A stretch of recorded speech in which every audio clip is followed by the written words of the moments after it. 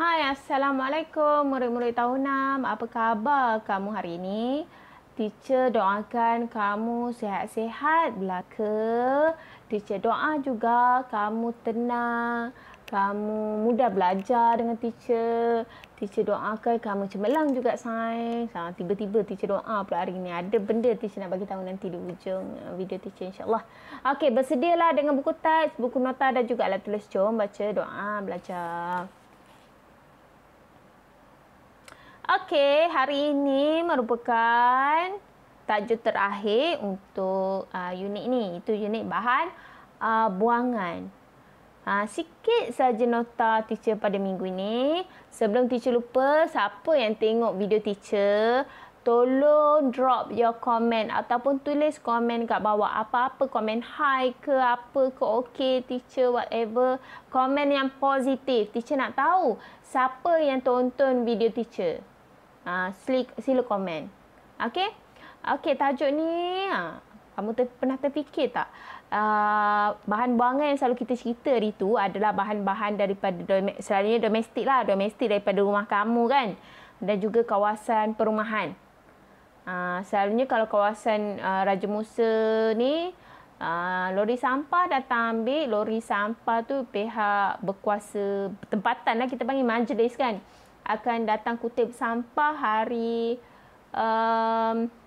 Selasa, Khamis dan Sabtu.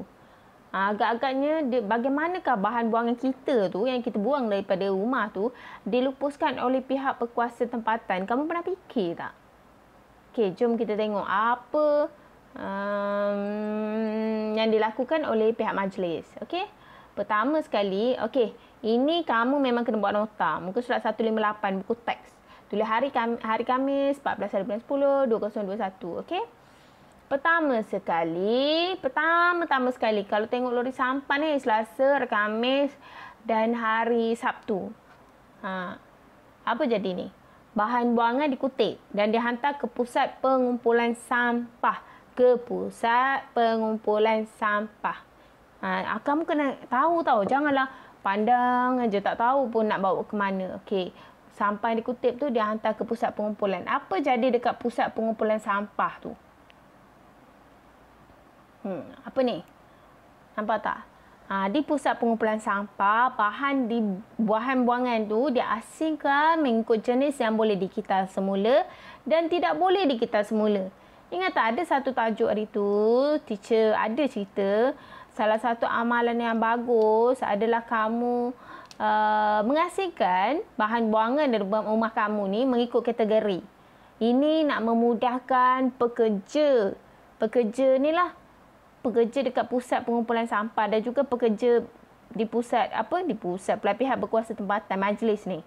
Kita nak memudahkan. InsyaAllah kita memudahkan orang akan memudahkan kita. Okey, bahan yang boleh dikita semula dibuat apa? Dan bahan tidak boleh dikita semula dibuat apa pula? Bahan yang boleh dikita semula pula, bila dia dah asingkan tu, bahan buangan yang boleh dikita semula dipadatkan dan dihantar ke kilang pemprosesan untuk dijadikan bahan yang baru. Ingat tak, kalau kita semula, ia menghasilkan bahan yang baru. Okey? Kalau guna semula tu yang kita guna dia jadi pasu bunga lah, apalah kan. Ini contoh kamu rujuk buku teks 158. Ketulan bahan buangan kertas. Kenapa ada ketulan? Sebabnya ia telah dipadatkan. Ingat teacher cerita pasal Wall-E. Wall-E tu adalah robot yang memadatkan bahan buangan ni lah. Dimadatkan menjadi ketulan bahan buangan. Dah jadi ketulan, dia menghasilkan beg kertas baharu. Ini salah satu contoh. Kemudian bahan buangan plastik tu dipadatkan jadi ketulan, menghasilkan botol plastik baharu.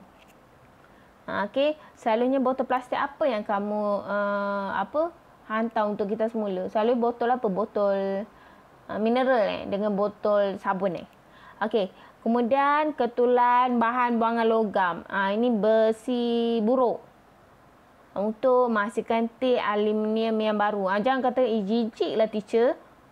ia bersih lah, dibersihkan. Dia bukannya ambil tin kamu kotor-kotor, dia pergi letak makanan dalam tu, tak. Dia ada cara dia untuk bersihkan. Kemudian sebut bahan buangan kaca. Sekarang ni macam kurang orang beli. Dulu masa teacher kecil kan, teacher akan kumpul botol kaca ni yang macam botol kicap. Dulu ada botol air tau, kaca. Kita kumpul, nanti hujung minggu ada lori datang nak beli. Kita jual lah, dapatlah duit. Walaupun berapa sen pun pada kamu buang saja kan. Botol kaca ni masihkan botol kaca baru. Ini cerita bahan buangan yang boleh dikita semula. Apa jadi pada bahan buangan yang tidak boleh dikita semula tu? Bahan buangan yang tidak boleh dikita semula dibakar di dalam incinerator bersuhu tinggi. Tu incinerator tu. Nampak tak? Dia tinggi tau, dia punya corong tu, sebabnya ia nak melepaskan asap yang terhasil masa nak bakar bahan buangan ni. Bukan dia tak nak kalau rendah dia punya menara tu, kita pula tersedut asap tu kan. Jadi memang tinggi dia punya menara tu. Apa jadi pada bahan buangan ni? Nampak tak? Nombor 1 tutung, masuk dalam incinerator. Kemudian dia punya asap tu akan dilepaskan ke udara lah, tapi atas lah. Sebab itulah kita tak galakkan sebenarnya bahan buangan yang tidak boleh dikita semula dibuang. Bila dibuang, ia akan dibakar. Bila dibakar, dia akan mengeluarkan asap yang mencemarkan alam sekitar. Dan juga kalau teruk sangat keadaannya, akan menyebabkan hujan asid. Bila dah bakar, dia akan jadi ada sisa juga tau. Ada orang cakap apa? Ash tu apa? Ada apa ya? Abu. Abu ya namanya. Abu. Sisa daripada incinerator dihantar ke tapak pelupusan sampah tadi. Dihantar balik untuk dilupuskan. Dihantar balik dekat ni. Bukannya dihantar sampah tu. Dihantar sisa tu lah yang orang cakap abu tadi. Dah bakar jadi abu, dihantar kat sini. Yelah nak hantar ke mana? Hantar sini lah. Okey. Okey, kamu kan perlu buat nota pengurusan bahan buangan secara terancang ni. Salah satu contoh ya, nota yang menarik. Ni teacher bagi contoh lah kalau kamu nak buat. Kamu boleh buat juga dalam bentuk peta alih. Apa-apa saja cara yang kreatif. Okey? Jangan lupa drop your comment supaya teacher tahu siapa yang tengok video teacher. Dan untuk pemberitahuan minggu depan, tak ada video teacher tapi kita ada Google Meet seluruh daerah Kuala Selangor. Kena komen pula. Kena join. Tahap 2, tahun 4, 5, 6. Wajib join. Tolonglah join sebab kita berkolaborasi dengan beberapa buah sekolah di Kuala Selangor untuk menjayakan program ni. Dan kita jemput memang guru cemerlang sains yang memang popular lah cikgu ni. Jadi sangat rugi kalau kamu tak join. Teacher harap kamu join, please lah. Ini untuk kamu ya, bukan untuk cikgu. Tolonglah sangat-sangat ya. Untuk pengetahuan kamu, ilmu kamu. Tolong bersedia dengan buku apa yang cakap? Buku nota. Teacher, saya nak pergi main ni lah. Kan kamu ada phone. Kamu bawa lah phone tu. Okay, dengar. Please, please, please, please. Tolonglah. Teacher nak tolong kamu. Tolonglah diri kamu. Okay?